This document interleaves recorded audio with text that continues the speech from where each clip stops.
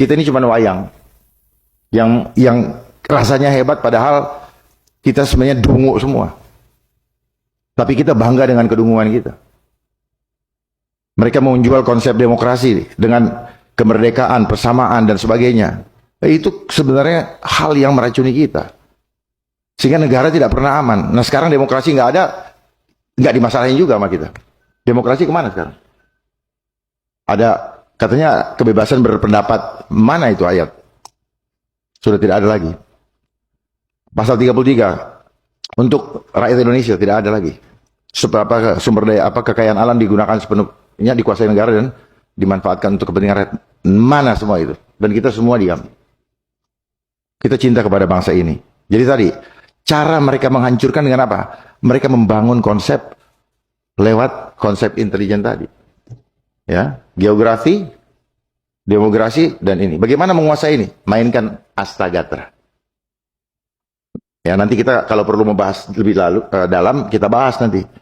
Ya, karena dari situ bisa kelihatan. Oh, makanya desentralisasi atau otonomi daerah itu bagian daripada konsep mereka.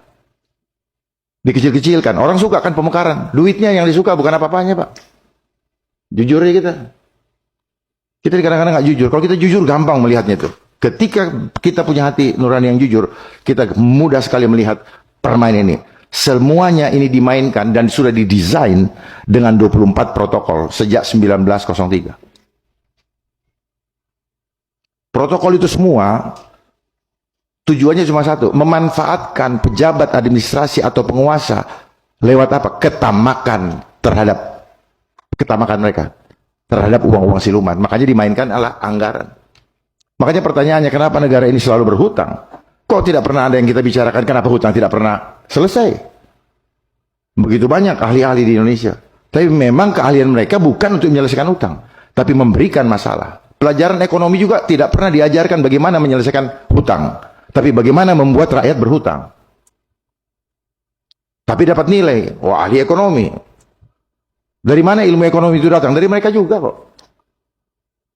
Jadi mereka memanfaatkan greedy kita. Kita dikasih agama dari sana juga kok. Kita menjadi spiritual, tapi materialism. Dan nggak ada yang senang kalau kita bilang, ya ini. Tapi semua senang dengan jam bagus lah, tas bagus, mobil bagus, apa semua bagus-bagus. Tapi itu permainan mereka untuk menguasai kita punya greedy. Itu namanya infinity greedy of the world. Nah, kemudian bicara keadilan sosial, kita nggak mungkin pernah bisa adil untuk masyarakat. Apalagi saya bicara yang lebih hangat sekarang adalah agenda 2021. Kita tidak usah lagi dulu bicara ke belakang karena itu agak panjang kalau saya bahas.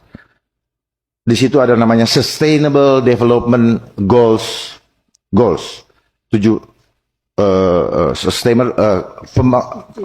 pembangunan yang berkelanjutan. Hati-hati dengan kata berkelanjutan. Hati-hati, jangan dipikir bagus. Karena ini adalah permainan di mana mereka ingin membuat hidup manusia eternity di luar Tuhan. Lewat apa? Teknologi. Sustainable, jangan bangga dengan kata sustainable.